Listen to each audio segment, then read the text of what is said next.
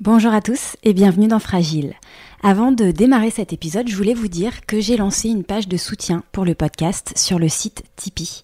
Car pour ceux qui ne le savent pas encore, je réalise ce podcast bénévolement depuis maintenant quelques années. Donc si vous appréciez Fragile et que vous voulez me donner un coup de pouce pour poursuivre l'aventure, sachez que votre soutien est très précieux. Ça m'aidera notamment à financer les frais de production et ça me permettra aussi de vous proposer plus sereinement de nouvelles rencontres insulaires. Je voudrais dire un immense merci à tous ceux qui ont déjà apporté leur soutien au podcast et pour ceux qui y pensent, je vous mets le lien vers la page de soutien dans les notes de l'épisode. Je vous souhaite une très bonne écoute. Cette semaine, on poursuit notre découverte du Levant, petite sœur lumineuse et rebelle de Porquerolles et Porquerolles. Les médecins André et Gaston Durville, initiateurs du naturisme en France, créent le domaine d'Héliopolis en 1932. Il résume ainsi l'esprit de l'île. Héliopolis doit être une simple cité rustique, où les amateurs de soleil viendront dans le calme d'une nature splendide, se reposer des fatigues de la civilisation artificielle des villes, en passant des vacances simples et saines, avec le seul luxe d'un idéal élevé et le seul souci d'une santé robuste. Tu vas voir, le Levant c'est différent, m'avait-on dit avant que je pose un pied ici. J'ai d'abord pensé à une jolie formule, puis de séjour en rencontre, j'ai pu approcher la singularité de ce lieu. Qui mieux que ses habitants pour lever le voile en douceur sur cette île minérale et solaire, décrite comme une terre de liberté et de tolérance. Cette semaine, je reçois Léonard Lassalle. Ceci est la deuxième partie de notre échange. Je ne peux que vous inviter à écouter la première partie, si ce n'est pas déjà fait. On revient à votre histoire, Léonard, et à cette période juste avant-guerre, quand la guerre éclate. La vie est de plus en plus difficile au Levant. Pas d'approvisionnement, pas de bateau, seule une maigre pêche, des œufs de goéland et la chasse de quelques rongeurs permettent à au nord votre mère de tenir, avant d'être chassée de l'île en 1942 par l'armée allemande. Est-ce que vous avez des souvenirs de cette période de restriction juste avant votre départ de l'île ? Vous, enfant, vous êtes tout petit, vous avez 5 ans, mais est-ce que vous avez des souvenirs ? Non. Non. Absolument pas, aucun. Aucun. C'était pas possible, puisque c'était pas dans mon vocabulaire. C'était pas dans mon vécu. Oui. Donc, il n'y en avait pas. Il n'y avait pas de manque. Il n'y avait pas de manque. Tout était là, oui. Il n'y avait pas de manque. Alors, ce n'était pas l'armée allemande elle-même qui est venue sur l'île nous mettre dehors. L'île, il y avait très peu, mais c'était l'armée italienne. Avant les... Mais les Allemands ne sont pas venus après les Italiens ? Non. Non, parce que les Allemands, en 1942, avaient envahi le sud de la France. Mais en 1943-1944, lorsque les Américains et les Anglais et certains Français d'Afrique du Nord sont arrivés sur les plages de la Côte d'Azur, il restait quelques Italiens, tous les Allemands étaient déjà partis. Mmh. Vous décrivez avec force détail votre départ de l'île, votre première nuit à l'hôtel à Toulon, les punaises de lit, les gens qui se battent pour monter dans des trains bondés, oui. La réquisition de votre train en Avignon, la faim, le contact désagréable des soldats. Pour vous, jeunes enfants, n'ayant connu que le contact de la nature, l'isolement de l'île, sa douceur aussi, la brutalité de la vie citadine en période de guerre a dû être particulièrement marquante. Vous ne comprenez pas. Oui. Ma mère savait, oui. Parce qu'elle l'avait vécu. Elle avait vécu la guerre de 14. Oui. Elle avait vu combien son père et sa mère en ont souffert. Bien sûr. Elle a vécu aussi la vie parisienne, qui avait des côtés très traumatisants. C'est vrai que la dernière guerre, elle ne l'a pas connue. Elle l'a connue quand elle a quitté l'île, avec ma sœur et moi dans chaque main. Et puis on a vu ces trottoirs remplis d'armées, de tanks, et puis de gens qui se tapaient dessus pour aller dans les trains. Ça nous a pris 2 jours de venir du Lavandou, on a pris un bus, oui. Mais de venir de Toulon à Montélimar, ça nous a pris 2 jours entiers, jour et nuit, à voyager dans des toilettes de train. Et ça, c'est resté gravé dans votre mémoire ? Ah ben oui, c'est resté fort dans le sens que oui, ce sont des images qui sont fortes, les odeurs aussi. Oui, bien sûr. Et puis le contraste. Le contraste. On ne pouvait pas marcher dans les corridors de train. Mhm. Il y avait du monde partout. Les uns sur les autres, assis par terre. Vous comprenez ce qui se passe ou pas? Ou vous êtes trop jeune et c'est trop brutal pour vous à l'époque? Je me blottis proche de ma mère. Oui. Et ça, c'est mon petit univers. Je regarde ma sœur. Ça, c'est mon petit univers. Oui. Vous vous accrochez à ce qui est rassurant. J'arrive à Montélimar. Ça, je pourrais le décrire. Je l'ai décrit, je crois, dans un de mes bouquins. Oui. À Montélimar, il y a des officiers allemands sur le quai de la gare. Mais eux, ils sont occupés à eux-mêmes. Mhm. Mais ils sont tous impeccables, bien cirés, bien droits. Parlent, ils rient, ils nous ignorent. S'ils avaient su que ma mère était anglaise et que mon père était juif, on aurait été emportés. Bien sûr, bien sûr. Votre famille s'installe dans la Drôme, à Dieulefit, avec... alors vous allez me dire si c'est juste, avec Clara et André Malraux. Oui. Oui. Chez deux dames résistantes à l'occupant que votre mère avait rencontrées au Levant, qui tenaient une école privée dans laquelle vous allez faire vos premières classes. Voilà. Alors on n'est pas chez les dames.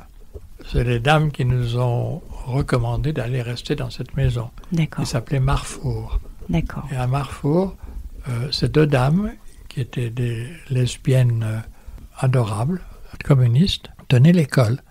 Et elles ont dit à ma mère, si un jour la guerre éclate et que tu en souffres, apporte tes enfants, on s'occupera d'eux.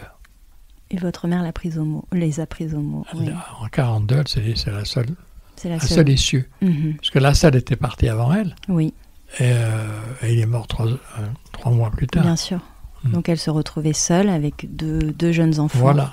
Et après, elle a pris un dans chaque main et elle est allée chercher un homme. Et c'est là où elle n'a pas trouvé le bon. Ouais. Enfin, donc ces années à Dieulefit ne sont pas une période pour laquelle vous gardez un souvenir heureux, je crois. C'est là où j'ai commencé à souffrir. Oui. N'ayant toujours pas de père, donc il me manquait énormément. Puis de voir ma mère souffrir, c'était dur. Mm-hmm. En 1947, votre mère rentre sur l'île avec votre sœur et vous-même. 5 ans d'absence, la guerre est passée par là. Comment vous retrouvez votre île et vos maisons à l'époque? Est-ce que vous avez un souvenir de votre retour? Est-ce que vous avez un souvenir précis de votre retour sur l'île? Comment ça s'est passé? Immensément joyeux. C'est vrai? Elle vous a manqué, votre île, pendant... Non, alors, les gardes avaient changé un peu. Ils avaient mis un vieux bateau rouillé, là. Les Henry étaient toujours là. Lui avait essayé de sauver mon grand-père en nageant la traversée. Et sa femme tenait toujours l'hôtel-restaurant. Donc on retrouve tout ça. On retrouve notre maison complètement saccagée. Vos 3 maisons détruites? Oui. Oui. Les 3 abîmées, tout retiré, sauf une chaise qui était trop lourde, qui était très lourde, mais tout le reste était... il a fallu remplacer, mais on l'a fait au minimum pour pouvoir y passer les vacances.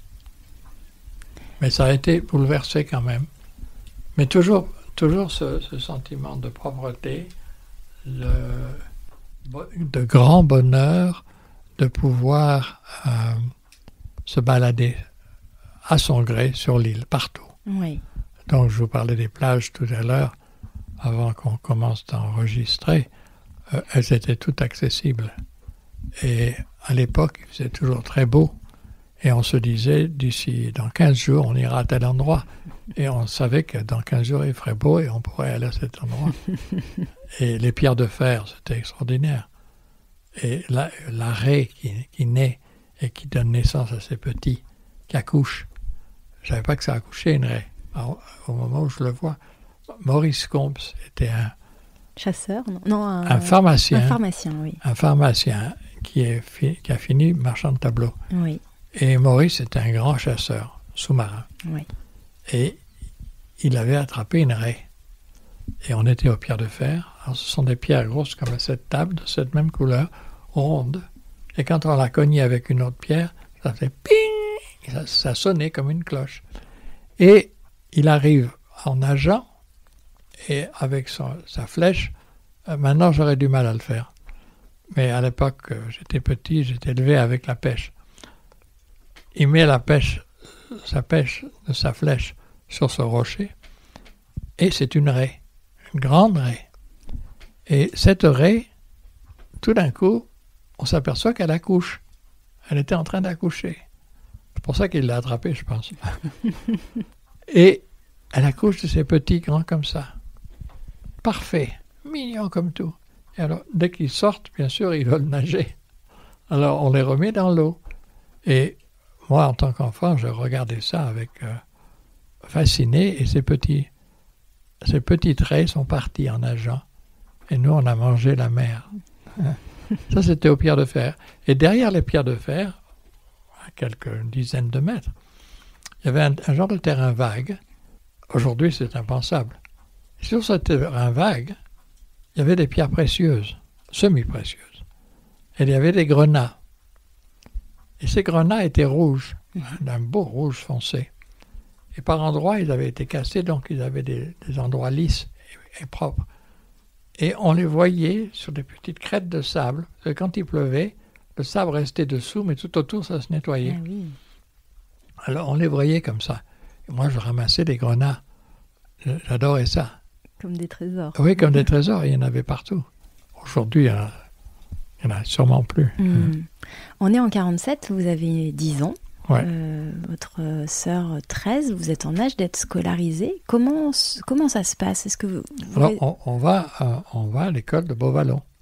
D'accord. Et vous faites des allers-retours entre Lille et Beauvallon? Non, Lille et Beauvallon, en France, il y avait à l'époque 3 mois de vacances.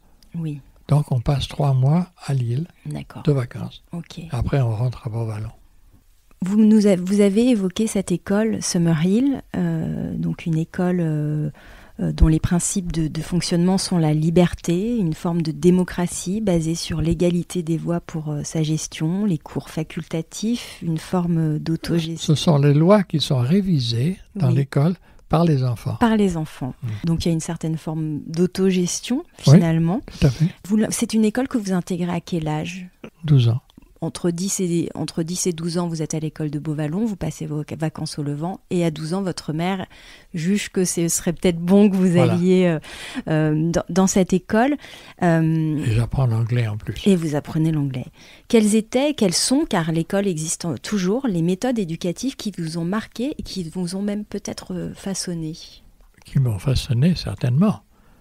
Alors, il y avait une relation entre la façon d'être de ma mère, qui avait lu les livres de E.S. Neal, et pour elle, c'était la manière d'éduquer ses enfants. Donc, ma sœur et moi, elle nous a éduqués avec ça en tête.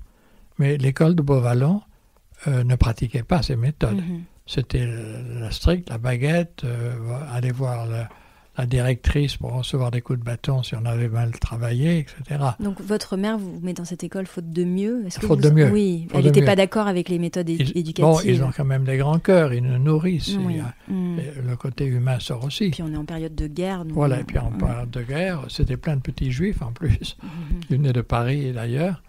Et elle avait du bon. Et puis elle était mixte, ce qui était déjà pas mal.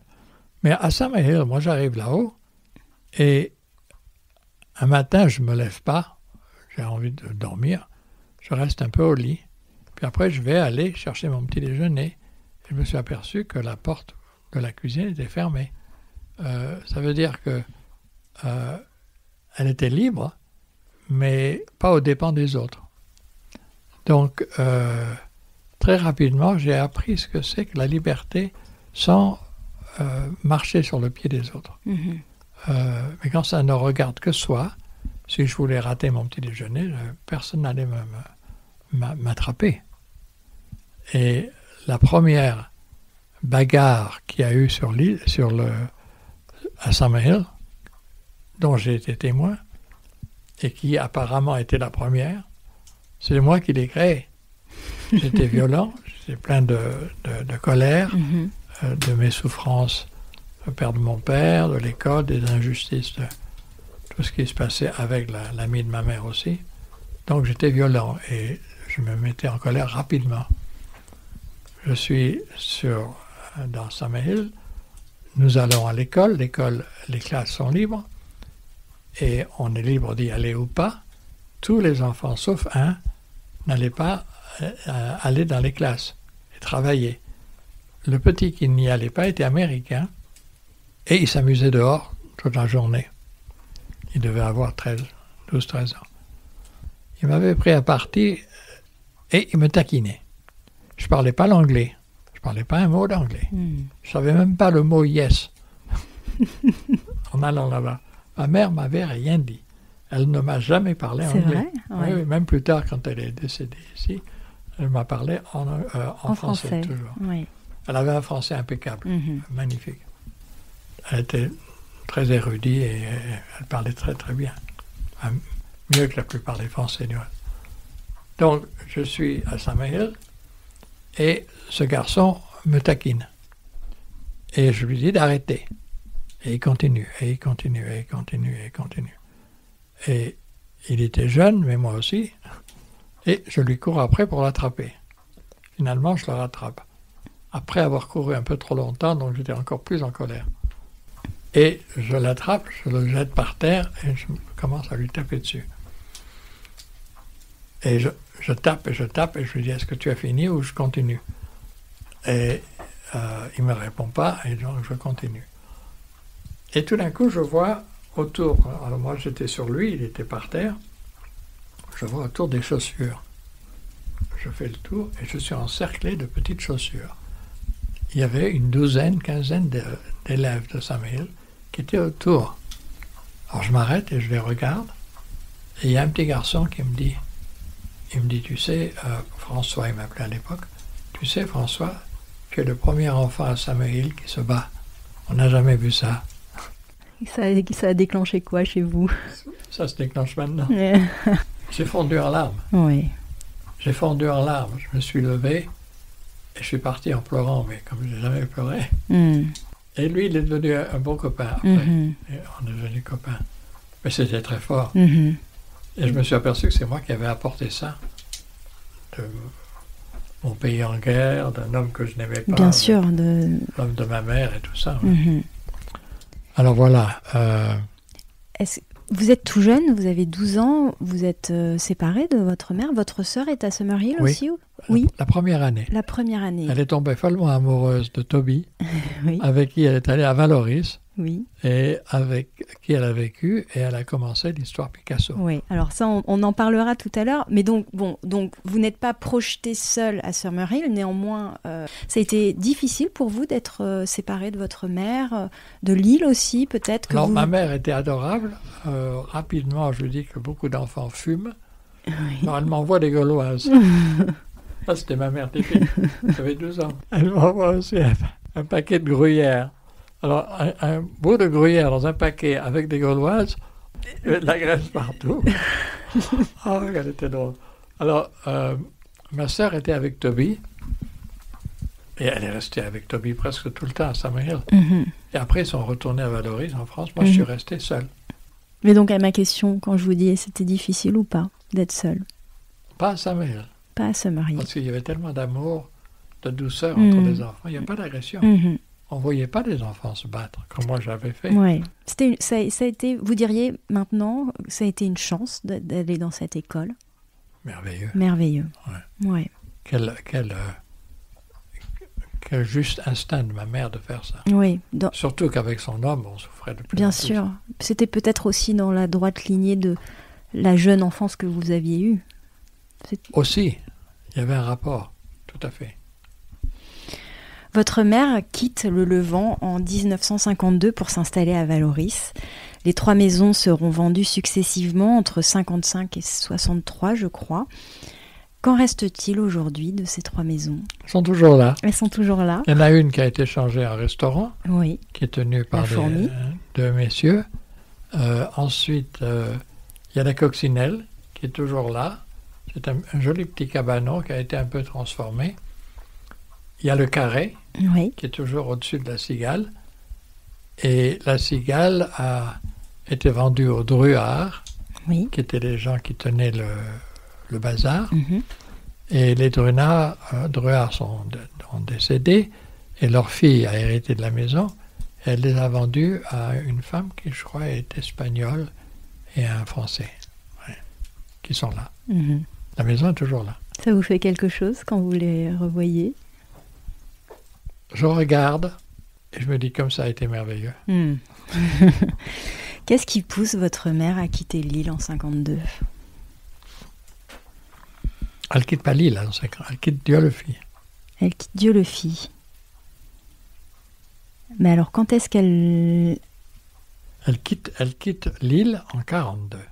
Oui, mais quand elle revient quand même en 47, elle n'y reste juste pas. En vacances. C'est juste en vacances. Oui. Mais le fait de décider de vendre les maisons du Levant, c'est aussi décider de ne pas y revenir, ou en tout cas d'y revenir moins. Est-ce que pour elle, ça a été une décision difficile? Elle était à Valoris. Oui. Elle avait un mal fou à vivre. Oui. Toujours avec ces hommes qui se servaient d'elle sans la comprendre. Sans son servir, son besoin d'être et de vivre. Moi, j'étais amoureux de ma femme. Lydia était amoureuse avec son Toby. Mon frère était à Paris. Elle se retrouve seule. Oui. Et donc, discrètement, elle souffre. Oui. Et elle ouvre un petit magasin avec des abat-jours, avec des colliers, avec des choses comme ça. Et ce petit magasin marche. Elle vend, mais étant ma mère, elle paye tous les employés à qui elle fait faire des abat-jours, avec du raffia, avec des plantes, avec du papier collé, enfin des très jolis abat-jours. Elle les fait faire par toutes ces dames, elle les paye beaucoup trop, et elle n'a pas un sou. Et elle ne déclare pas ses revenus d'une manière juste, elle déclare son chiffre d'affaires. Son chiffre d'affaires était énorme, parce qu'elle était énorme, parce qu'elle employait au moins 8 personnes. Et donc, ça tournait beaucoup, mais il n'y avait aucun sou dans la caisse. Et donc elle a été obligée, Elle a été obligée de payer 3 millions anciens à l'époque. Oui. Elle ne les avait pas. Et l'État a commencé à mettre de la pression. Elle a été obligée de vendre la cigale. La fourmi, elle l'avait vendue pour de mêmes raisons avant. Ça a été difficile pour elle de se séparer de ces maisons? Ou comme c'était... Non, ma mère était la femme qui tourne la page. D'accord. Elle ne s'accroche pas.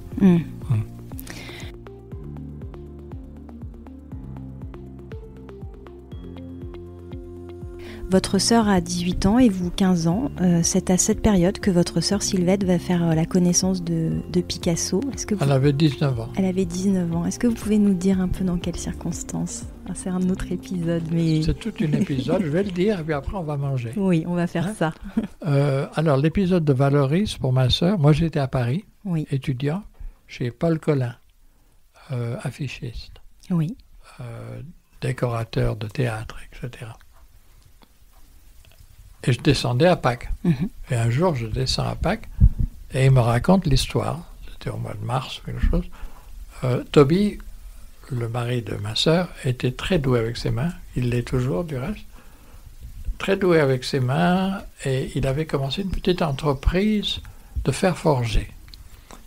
Valoris est une ville pleine de poteries, et donc dans cette ville de poterie, on a besoin de fer forgé pour tenir des raviers, pour faire des petites tables avec des carreaux, etc. Donc il était très occupé à faire tout ça. Et son atelier, l'atelier de Toby, il y avait une petite route qui montait comme ça, qui descendait là, et là, il y avait une énorme bergerie, c'était l'atelier de Picasso, entouré d'un mur, un joli mur en pierre. Mais quand Picasso sortait de chez lui, d'en face de chez Toby, on voyait sortir et descendre. Et donc, Toby était dans une vieille poterie qui n'était plus en service, et il faisait ses fers forgés, ses soudures, sa peinture, il la faisait dehors pour l'aération, pour l'air infecté par la peinture. Et donc, un jour, j'étais avec lui, c'était à Pâques, et on était sur la terrasse, on voit la porte de chez Picasso là qui se lève, et puis on le voit disparaître, on voit une toile blanche qui vient derrière le mur. Puis après on voit la toile se soulever, avec hésitation. Et il y avait un portrait de ma sœur, fait de mémoire. Et puis il nous dit, viens, venez. Alors, nous allons traverser la rue, faire le tour. On traverse, il ouvre la porte en fer, on ne voyait pas au travers, et il nous montre le tableau, et il dit, j'aimerais, si c'est possible, de demander à Sylvette qu'elle pose pour moi. Et on a demandé à ma sœur. Et comment Picasso a découvert ma sœur? C'était très simple. Toby aimait faire du fer forgé. Et il avait un très bon sens du design. Il avait fait 2 grandes chaises qui ont été exposées à la poterie Madura. La poterie Madura était tenue par un couple qui s'occupait beaucoup des portraits de Picasso et d'une galerie d'art à Cannes.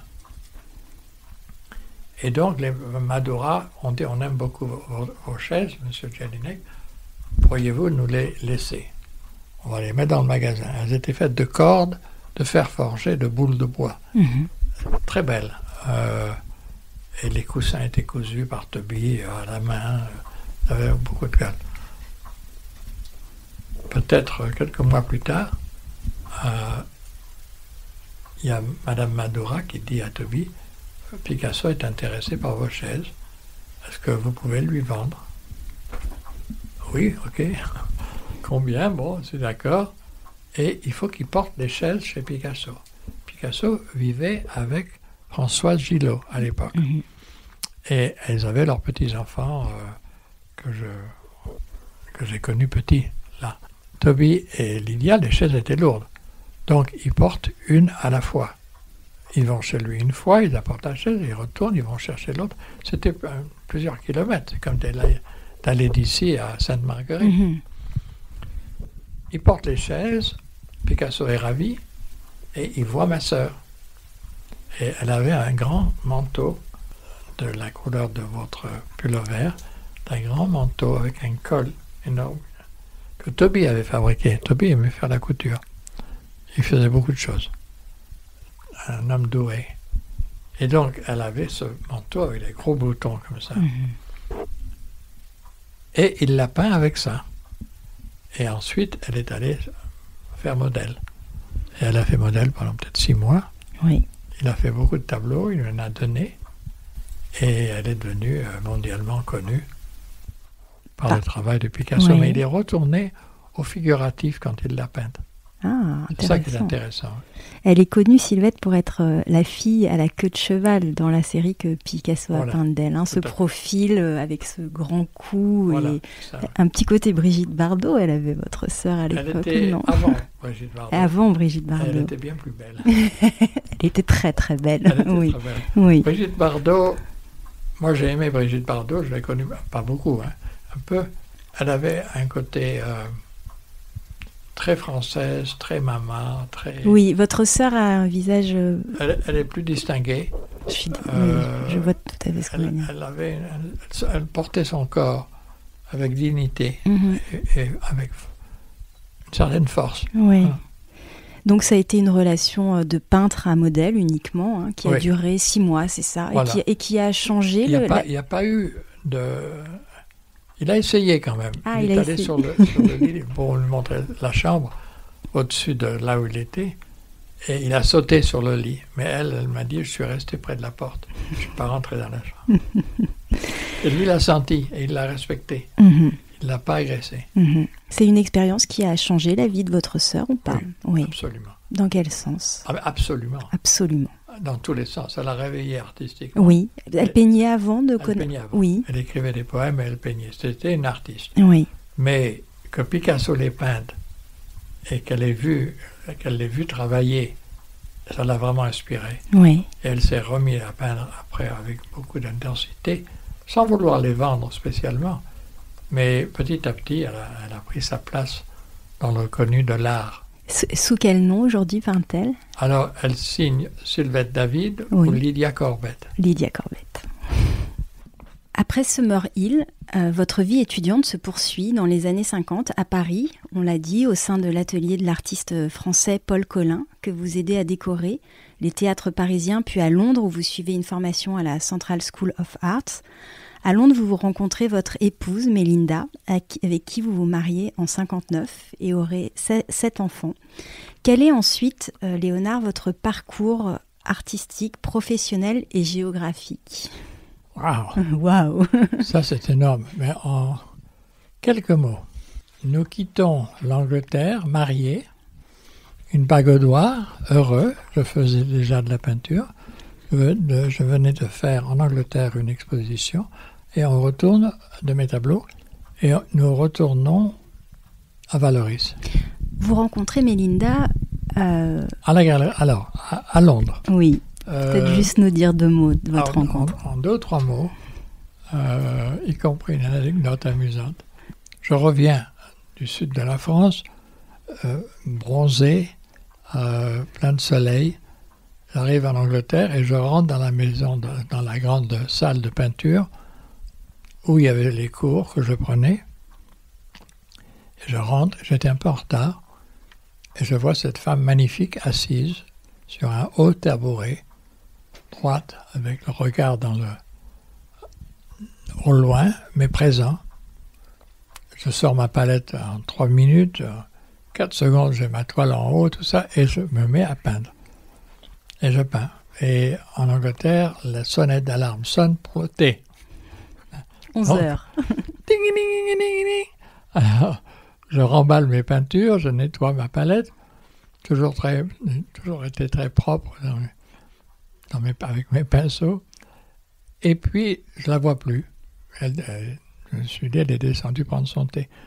Je regarde dans la grande salle à manger où l'école est en train de prendre son thé, sacré thé, et je vois ma Mélinda assise tout au fond. Elle s'appelait à l'époque Jean.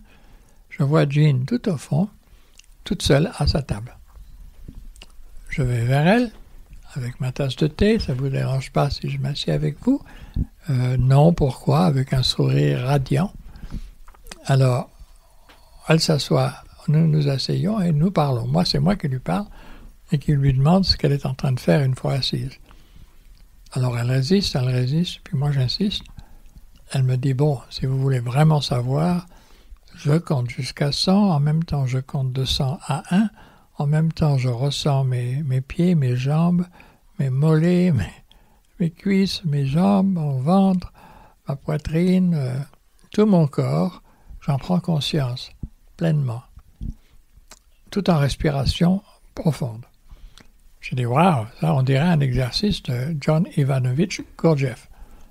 Il me dit, tiens, vous le connaissez? J'ai dit, ben oui, je le connais. Comment ça se fait? Je dis, ben, j'ai étudié ses bouquins. Je suis intéressé par son travail.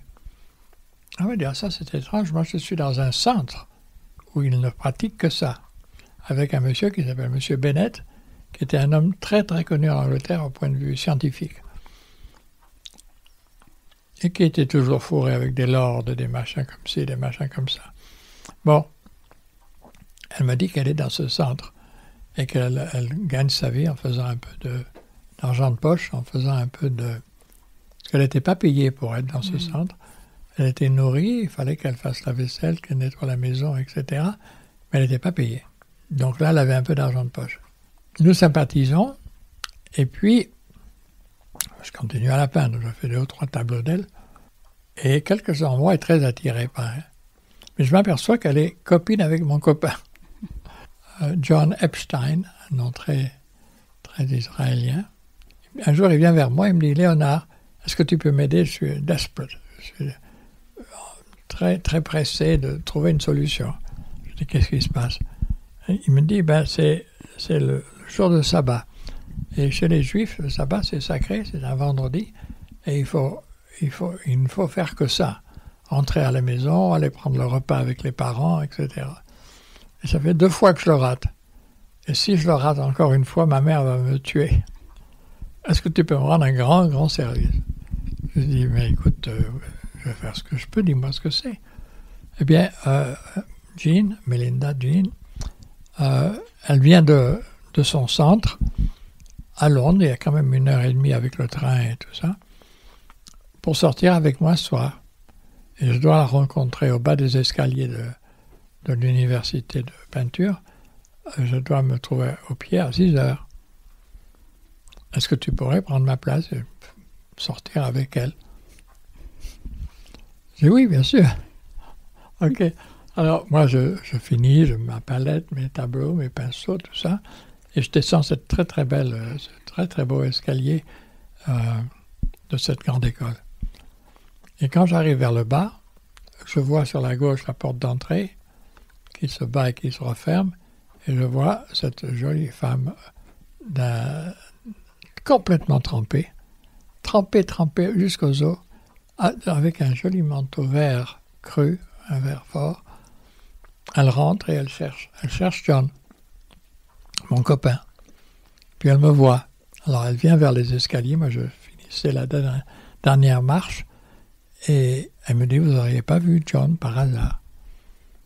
Je dis, bien justement, John m'a dit qu'il ne pouvait pas sortir ce soir, mais comment? Il m'avait dit qu'il allait venir. Je dis, oui, mais il est pris par sa famille, il avait oublié que c'était le sabbat et que ce jour-là, il ne peut pas sortir. Alors il m'a demandé si je pouvais sortir à sa place. Alors, elle me regarde et puis elle me fait un sourire dévastant. Elle me dit, mais oui, bien sûr. Je dis, je suis en Lambretta, j'avais ma petite Lambretta qui venait de Nice. Je suis en Lambretta, il pleut des cordes, on va se mouiller un peu, mais je pense qu'on va aller sur la Lambretta, on va aller à Belsize Park, qui était à peu près 20 minutes en moto. Je vais acheter quelques bricoles et je vais vous faire un bon souper à la maison. Et elle se met derrière, elle me tient serré sur la petite Lambretta et on part. Et elle vient à la maison et je lui fais une omelette aux ananas avec du riz. C'était fort bon. Et étant un homme de toutes parts, j'ai typiquement de l'âge, j'ai fait tout ce que j'ai pu pour ne pas parler de l'heure. Tout d'un coup, elle dit, oh zut, j'ai raté mon dernier métro. Je dis, oh zut. Toujours est-il, ça a fini au lit et on ne s'est plus quitté. Vous avez remercié cet ami quand même, parce qu'il a payé cher son service. Le lundi, il vient et me dit, alors comment ça s'est passé? Puis je lui dis, écoute, pas trop mal. Elle est rentrée quand? Je lui dis, elle n'est pas rentrée, elle est rentrée le matin avec le train. Il m'a dit, j'ai compris. Mais il m'a dit, ne t'en fais pas, je n'avais pas couché avec elle. Et elle m'avait dit la même chose, elle m'avait dit, il parle sans arrêt, mais il oublie le reste.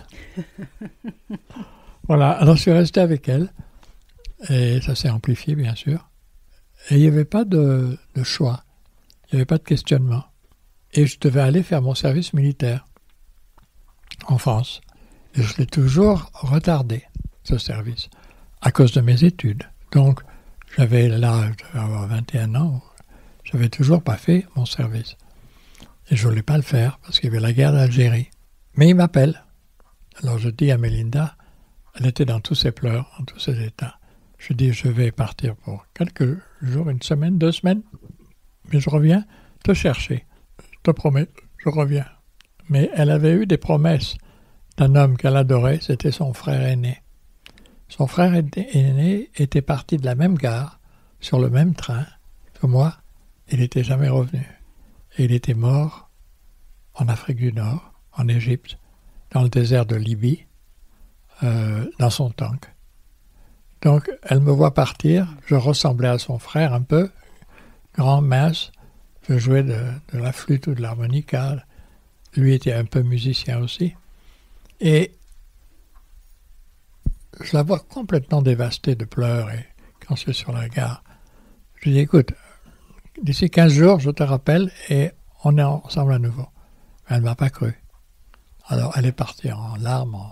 Moi, j'avais un cœur énorme aussi, lourd. Je vais en France. Ça, c'est une autre histoire. J'arrive à sortir de l'armée. 3 semaines. Je l'appelle Elle me dit, oh, je peux pas, je vais en Norvège. Je dis, qu'est-ce que tu vas faire en Norvège? Elle me dit, comment tu as fait pour sortir de toute façon? Je dis, ben, c'est temporaire, mais je suis sorti pour 1 an. Ils pensent que je vais grossir. Parce que je m'étais arrêté de manger pendant 3 semaines et j'étais devenu vraiment mince. Elle me dit, je peux pas, de toute façon, je dois aller en Norvège. J'ai un billet d'avion. Je dis, mais on est ensemble. Oui, mais j'ai cru que je te reverrai plus. Alors je dis, ben écoute, je suis toujours là. Reviens. Prends le train demain et moi je t'aiderai à payer ton billet si tu as pas assez d'argent. Elle me dit, oh mais c'est difficile, qu'est-ce que je vais faire avec mon billet de... Je dis, ben écoute, tu peux le passer à quelqu'un d'autre, mais si tu ne viens pas demain, c'est moi qui monte te chercher. Le lendemain, elle était à la gare de Cannes. Elle était là et après ça, on est restés ensemble. On quitte la Côte d'Azur en 60 et on monte à Paris et elle est enceinte de Luciane. Je deviens décorateur sur les Champs-Élysées. Je fais différents genres de boulot, mais toujours dans les arts. Et je finis au marché aux puces. Et au marché aux puces, très rapidement, je me spécialise dans la haute époque, dans le XVIIe siècle surtout, les faïences XVIIIe un peu, les verres, les tapis, tout ce qui est ancien, tapisserie, mais sur le trottoir, parce que j'avais pas un sou. Alors je vends la coccinelle, oui. Et avec l'argent de la coccinelle, j'arrive à me payer un droit de vente, parce qu'en France il faut un permis de vente et une 2 chevaux, toute neuve. 300 € à l'époque, 300 000 francs anciens. Donc, j'ai ma 2 chevaux, je peux commencer à chercher mes antiquités. Et pendant 4-5 ans, toutes les semaines, j'étais au marché aux puces, à Paris, pour vendre ce que j'avais acheté pendant la semaine. Pendant cette période, vous peignez ou pas du tout? Je ne peux plus peindre. Vous ne pouvez plus Je peindre? n'ai plus le temps. Non. Je peignais un peu, si, Notre-Dame. Oui. Et puis certains d'autres. Mais c'était espacé. Je voulais, mais pour moi, la priorité, c'était mes enfants. Et ma femme. Et nourrir. Oui, bien sûr. Parce que là, vous allez avoir des enfants à peu près tous les 2 ans. Tous les 2 ans, ils viennent. Oui, 7 enfants. J'en ai 3 à Paris. Oui. Et les autres 5 sont conçus en Angleterre. Et vous quittez Paris en quelle année pour l'Angleterre? En 65. Oui. Je quitte Paris parce que je suis furieux avec le gouvernement français. J'avais fait tous mes comptes, impeccables. Le livre de police, qui est très compliqué à tenir. Il ne faut pas faire de rature, pas d'écriture, tout remplir. Si vous achetez une boîte avec plein de trucs dedans pour avoir un objet, il faut tout marquer, ce qu'il y a dans la boîte, dans votre livre de police. Ça me prenait des heures tous les soirs. Bon, je le fais impeccable pendant 1 année. Je vais voir l'inspecteur des tasses à Nogent-sur-Marne, parce que j'habitais à Champigny. Il me fait poireauter 20 minutes. Il me dit combien d'enfants? Alors je lui dis à l'époque c'était 2 ou 3. Combien de ceci, combien de cela, tadada, tadada. Vous me devez 3 millions anciens. Je dis mais c'est pas possible. C'est presque plus que ce que j'ai gagné. Vous me prenez tout mon argent là. Et bon, ça, vous avez marqué dans votre livre. Je dis, regardez dans mon bouquin. Il me dit, vous mettez ce que vous voulez dans votre bouquin. Il me dit ça comme ça. Je dis, comment je mets ce que je veux? Je mets ce qui est. Bon, ça, c'est vous qui le dites. Passons aux choses sérieuses. Et il ne regarde même pas mes livres de déclaration d'impôt. Alors, je rentre à la maison, je dis à Melinda, quoi que j'adore mon pays, je ne peux pas vivre dans un pays où ils me prennent fautif dès le départ. Pas possible. Alors, on va tous aller dans la 2 chevaux. Je vais tout vendre ce qu'il y a sur mon stand, au marché aux puces. Et puis, 2 jours plus tard, ça c'est l'histoire de Source de Vie, justement. 2 jours plus tard, je reçois une lettre d'un ami en Angleterre qui était à côté de cet endroit où on avait commencé ce Latihan. Et elle nous dit, pourquoi vous ne venez pas vivre? J'ai un appartement qui se libère dans ma maison, venez y vivre. Peut-être pour les auditeurs, juste très en une phrase, le Latihan dont vous parlez, source de vie. Alors pour les auditeurs, en quelques mots au plus simple, tout être a en lui un côté physique, un côté émotionnel, et puis il y a un côté spirituel qui certains en ont conscience. Ces différents côtés de notre propre vie, à chacun de nous, contient un potentiel spirituel de développement. Mais très peu le découvrent. Certains essayent de le découvrir en faisant du yoga, d'autres en devenant bouddhistes, d'autres en devenant musulmans, d'autres en devenant chrétiens. Mais en vérité, c'est toujours apporté de l'extérieur vers l'intérieur. Et cette année, en 1957, en Angleterre, je découvre un Indonésien qui m'apporte le contact à mon intérieur, en moi. Ça veut dire que je n'ai pas besoin de passer par quiconque autre pour trouver qui je suis et laisser mon créateur me former comme bon lui semble. Cette formation, elle est là, latente.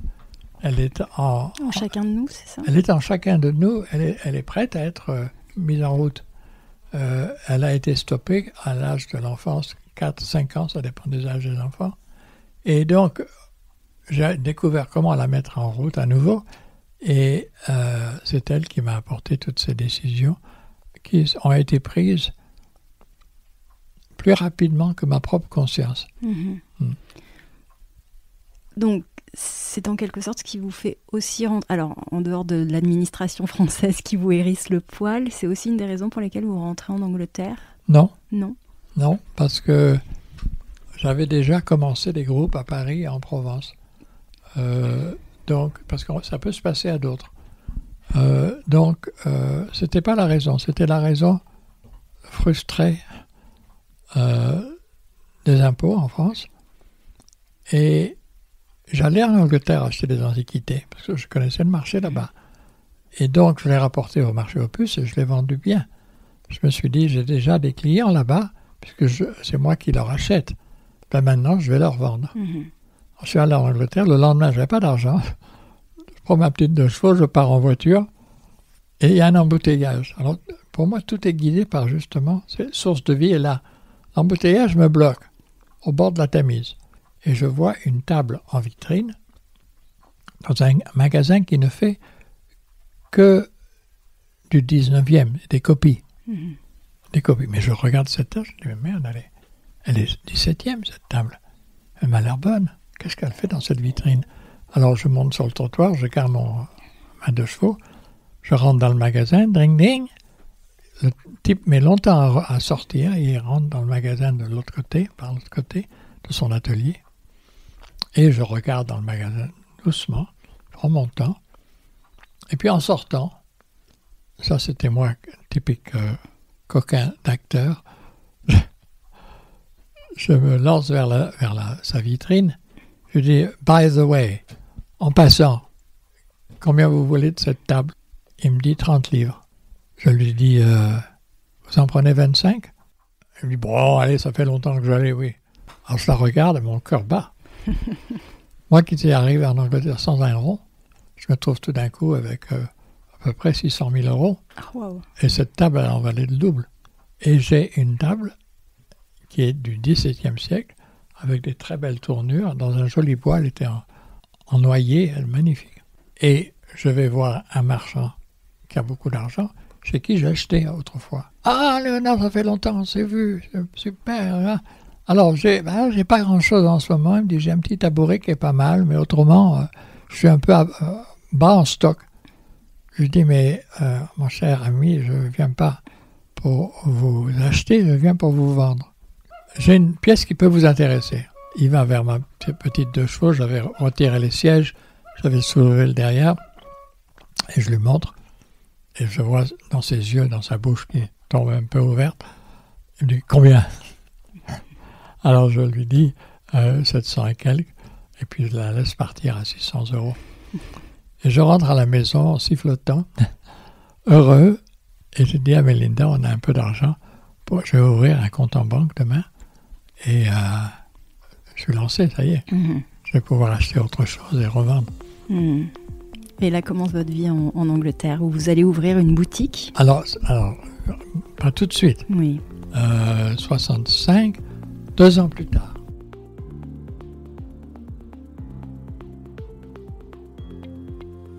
De la vitrine de magasin, la décoration d'intérieur, le marché aux puces, la peinture, la boutique d'antiquité que vous avez eue, la restauration de fresques, on n'en a pas parlé. Vous êtes expert aussi de la technique de la tempéra à l'œuf, si je ne me trompe pas. L'art et la peinture font partie absolument intégrante de votre vie. C'est tout ce que je sais faire. Vos ancêtres, dites-vous, ont en partie tracé l'itinéraire que vous avez suivi. Une mère et un père peintres, Emmanuel David, marchand de tableaux, un frère expert international de buffet, une sœur qui sera modèle de Picasso avant de devenir peintre elle-même. Peintre vous-même, vous vous orientez dans une direction symboliste. Allégoriste. Que pensez-vous de voir à votre environnement familial ? De cet amour de l'art que vous avez, de vos talents d'artiste? Toute la famille en a bénéficié. Oui. Darlan est dans le cinéma. Là, vous parlez de vos enfants. Oui. Oui. Tous mes enfants sont dans un métier artistique. Et dans tous mes boulots, c'est la peinture qui est au fond. Votre mère va venir résider quelque temps avec vous en Angleterre, puis vous vendez votre maison et votre boutique entre 88 et 91 et venez vous installer en Provence, appelé par l'odeur du romarin qui vous manque, m'avez-vous dit. C'est ici, donc à Beaumont-du-Ventoux, que vous installez. Votre mère y résidera aussi quelque temps? Alors ma mère, pendant que je prépare la maison, parce qu'il n'y avait pas tout à fait de l'eau encore, il n'y avait pas d'électricité, j'ai mis un diesel derrière, je fais marcher au mazout au départ. Mais avant que je finisse de tout préparer, j'ai senti ma mère malheureuse en Angleterre. Elle n'aimait pas l'Angleterre. Elle l'a quittée pour venir dans l'appartement chez nous, pour faire la grand-mère avec tous ses petits. Est-ce que quand vous rentrez ici, est-ce que votre maman est retournée sur l'île du Levant ou pas? Jamais. La dernière fois qu'elle y est allée, c'était quand? En 52 ou un peu plus tard? Lorsque nous étions... oui, c'était la fin des années 50. Fin des années 50. Est-ce qu'elle évoquait l'île avec regret? Est-ce qu'elle vous en parlait? Quand maman était ici, souffrante, je la voyais souffrir, je disais, maman, ferme tes yeux et imagine l'endroit sur cette planète où tu as été la plus heureuse. Alors je la regardais, elle fermait les yeux, puis je voyais un petit sourire venir. Je la voyais flotter sur la mer, avec un chapeau de paille et un mégot dans la bouche, en train de flotter à l'île du Levant. Et je lui dis, tu es à l'île du Levant? Elle me disait oui. Magnifique. Ouais. Et de votre côté, à partir de 52, est-ce que l'occasion se présente pour vous de revenir sur l'île du Levant? Est-ce que vous y avez emmené votre femme et vos enfants? Oui. Et vos enfants? Oui. Séparés. Séparément, oui. D'abord votre femme seule? D'abord ma femme. Oui. Le naturisme, elle s'y est fait facilement? Non. Non. Ça n'a rien à faire avec le naturisme. C'est-à-dire? C'était pas. On se mettait tout nu sur la plage. Oui. Mais c'était pas le naturisme, je suis naturiste. Non. Du coup, je vais simplifier ma question. La question de la nudité, pour elle, n'a pas été un sujet non plus. Pour Mélinda? Oui. Aucunement. Non. Elle était modèle. Oui. Mais aucunement, c'était très simple. Et elle le portait presque avec plus de naturel que moi, on pourrait dire. Pourtant, vous m'avez dit qu'elle était issue d'une famille anglaise, qu'elle avait reçu une éducation religieuse tout à fait. Et trop feutrée, je reprends vos termes, mais oui. Malgré tout, ça n'a pas été... Et puis trop hypocrite, surtout. C'est ça qui l'a révoltée. Oui, d'accord. Elle ne voulait plus en savoir. En 2003, pour le centenaire de la naissance de votre mère, les peintures et les photos d'Honor ont été exposées sur l'île, au Ponant et à la Pomme d'Adam, qui sont des hôtels-restaurants sur l'île du Levant. À cette occasion, vous revenez sur l'île avec votre femme et votre famille? Oui. Quelle émotion Sauf un fils. Sauf un fils. Il ne pouvait pas. Donc vous revenez avec votre femme et 6 de vos enfants.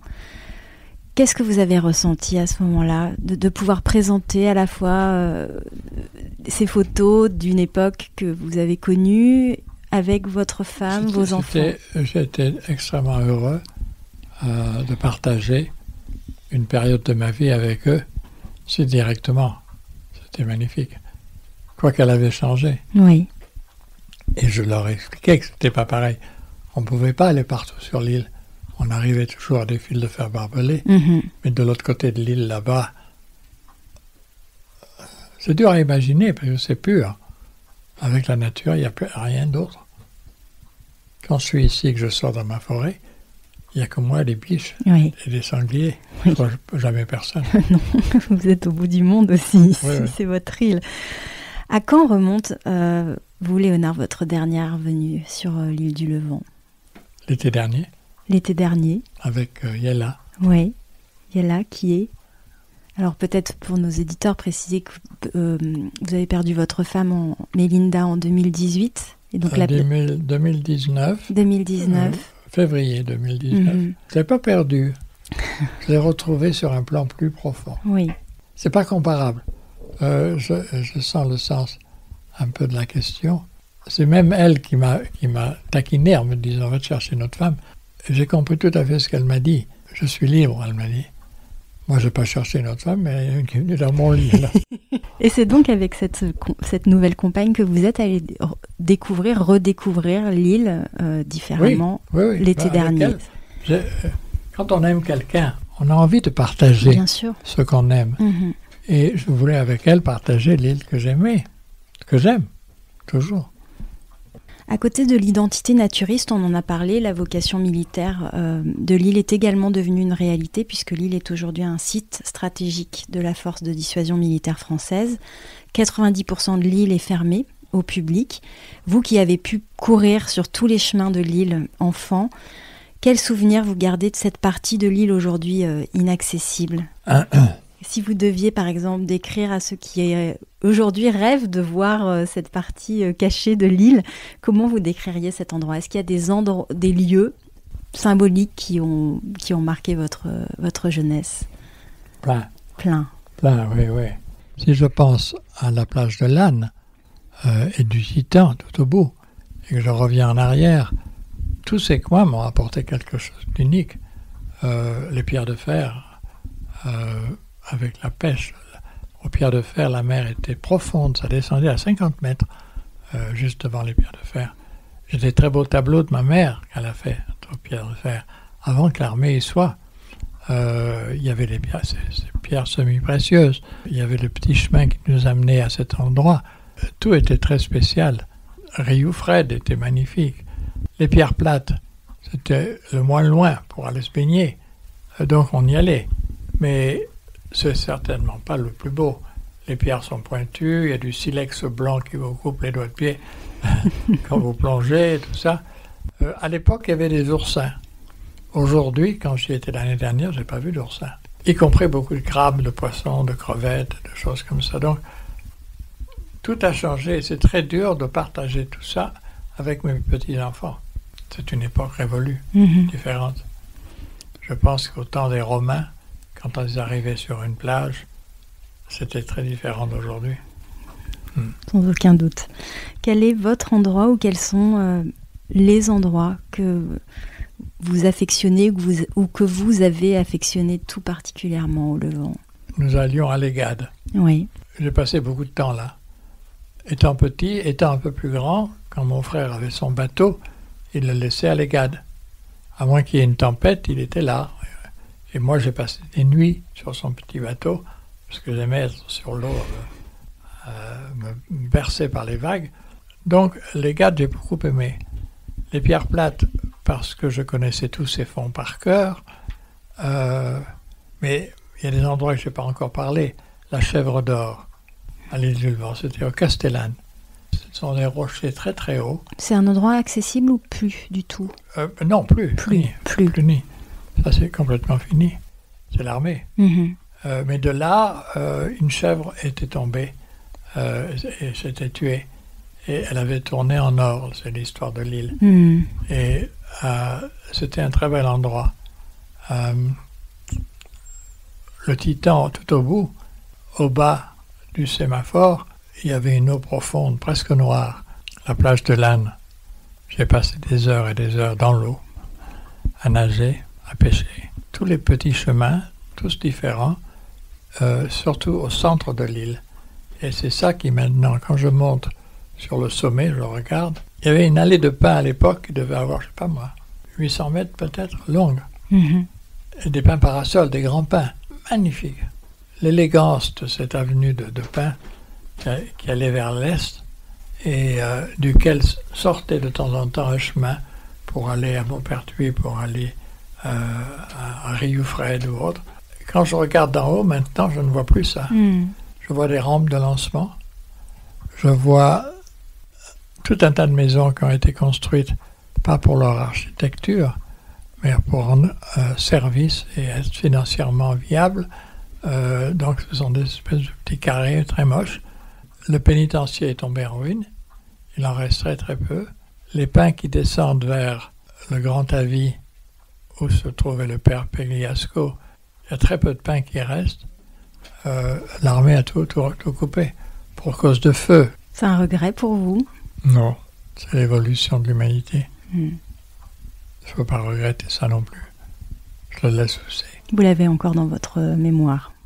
Ah, l'île comme elle a été, oui, c'est vrai. Bon, je parle de moi-même.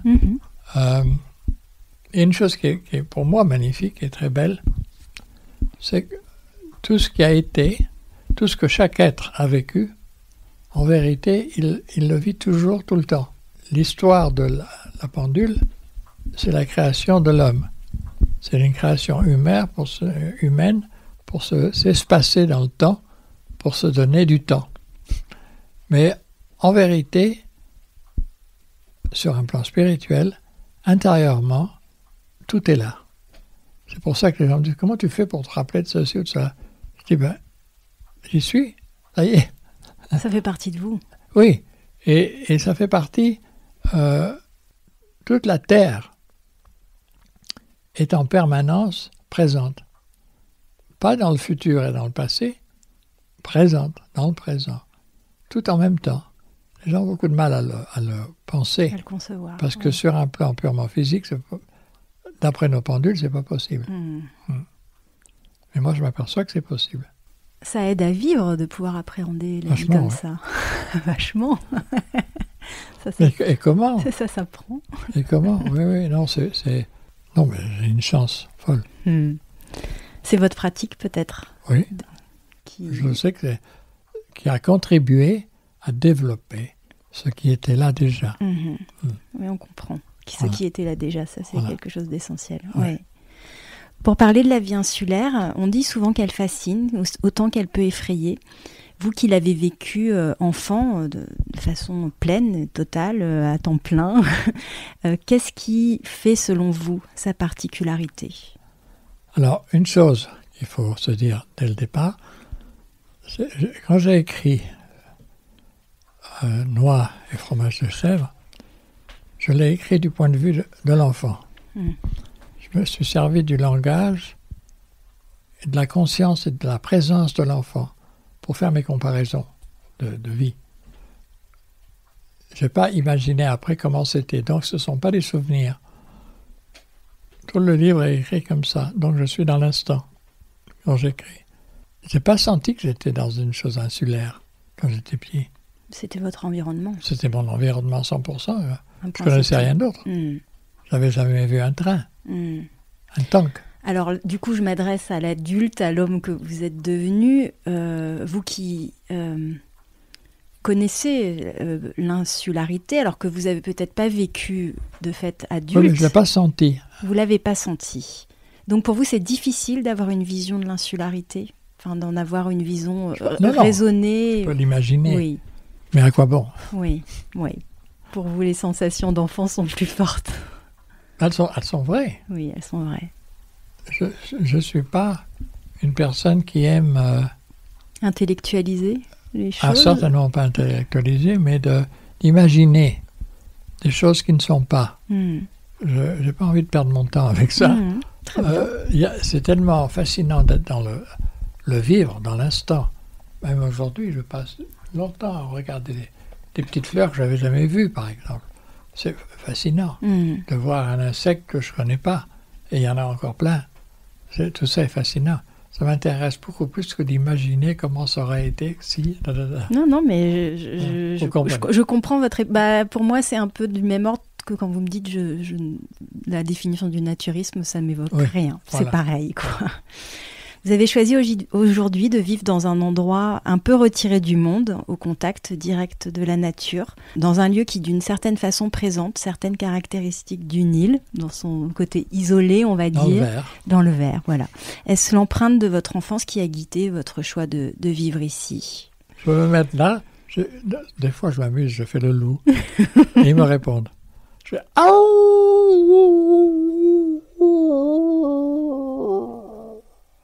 et j'entends très loin. Donc, ça me réconforte, oui. Cette communion totale et pleine avec la nature. Ouais. À l'heure de la crise climatique où nous sommes sommés de ralentir à tous les niveaux notre consommation, nos déplacements, réduire notre empreinte carbone, la vision des frères d'Urville, est-ce qu'elle ne retrouve pas une certaine forme de résonance nouvelle aujourd'hui, ou est-ce que c'est un peu une illusion de le croire, selon vous ? Il n'y a pas à le croire. C'est une vérité qui a existé, où toutes les choses dont vous parlez ont été respectées à cette époque, et c'est toujours valable. C'est toujours valable. Et pour moi, il faut faire tout ce que l'on peut pour l'appliquer sur soi-même. L'appliquer sur d'autres, c'est difficile, mais sur soi-même, ça est possible. Et moi, je vis comme ça. Oui. À 100% dans tout ce que je peux faire de naturel. Avec votre potager. Mon potager, mon jardin. Cette maison que vous avez construite de vos mains. Cette maison que j'aime et qui est très confortable et agréable. Je confirme. J'aime beaucoup la musique aussi. Pour moi, c'est une grande partie de ma vie. Alors, j'écoute beaucoup de musique, tout genre. C'est vrai ? Oui. Oui, j'adore la musique. Est-ce qu'il y a quelque chose que vous regrettez dans le Levant de votre enfance ? Alors, le terme regret, je pense que ça ne vous parle pas, mais... Je ne suis pas une personne qui regrette. Je sens bien. Parce que je suis tellement dans le plein. Oui. Mais de dire que j'ai... Quelque chose que vous avez vraiment aimé, savouré, quelque chose qui... aussi vous nourrit peut-être encore aujourd'hui. Beaucoup de choses me nourrissent toujours de l'île, de rentrer complètement en sueur et de me mettre sous la pompe, d'avoir ma petite sœur qui est en train de me pomper de l'eau fraîche sur la tête. Paradis. Non, je ne veux pas dire qu'il y a des choses que j'ai regrettées. Il y a des choses qui ont tourné d'une manière difficile pour ma vie. Oui, ça c'est certain. Je sais que vous n'allez pas répondre à ma question si je la pose comme j'avais envie de vous la poser. Posez-la. Mais non, alors, bon, je la pose, mais quelle est votre définition du Levantin tel que vous l'avez connu dans votre enfance ?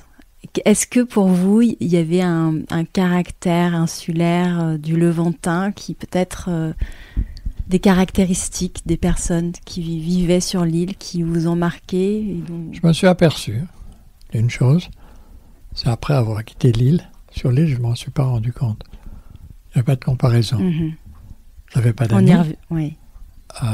J'étais pas avec les adultes, j'étais avec les enfants. Je ne les ai pas trouvés insulaires à l'époque. Ce n'était pas une critique, un jugement que je portais en moi-même, parce que je n'avais pas été insulaire. Je connaissais le monde que je connaissais. C'est vrai qu'il était très très restreint, mais il était là, c'était tout ce que j'avais. Donc je n'avais pas de point de comparaison. Et avec le recul, est-ce que les insulaires, pour vous, ont une caractéristique que vous n'avez pas forcément retrouvée ailleurs ou pas ? Oui, certainement. Oui. Certainement. Et ce que je n'ai pas retrouvé ailleurs, c'est cette unité dans la chaleur du soleil ou du vent, du temps, dans le silence complet. Et quand on dépasse le silence complet, on entend un autre monde. Et ce voyage-là, ça m'a pris du temps avant de le retrouver. Ici, je le retrouve. Mais ça m'a pris du temps parce qu'il y a des voitures, parce qu'il y a tout un tas de choses autour. Mais cette façon de, on dirait en anglais, beingness. D'être au monde? Beingness, c'est d'être plein, complet. Cette impression de sentir la résonance de l'être à l'intérieur de soi-même. À l'île du Levant, je l'ai senti petit, ça. Oui. Et ça m'est resté toujours. Oui. Donc, j'ai bénéficié beaucoup quand je suis allé à l'école de Beauvallon, ici. Beaucoup de choses que les enfants faisaient, je ne comprenais pas. Pourquoi ils font ça? À quoi ça sert? Je ne comprenais pas. Et c'était des réponses destructives. Tu me fais un coup, je t'en donne un autre, etc. Ça, je ne connaissais pas du tout.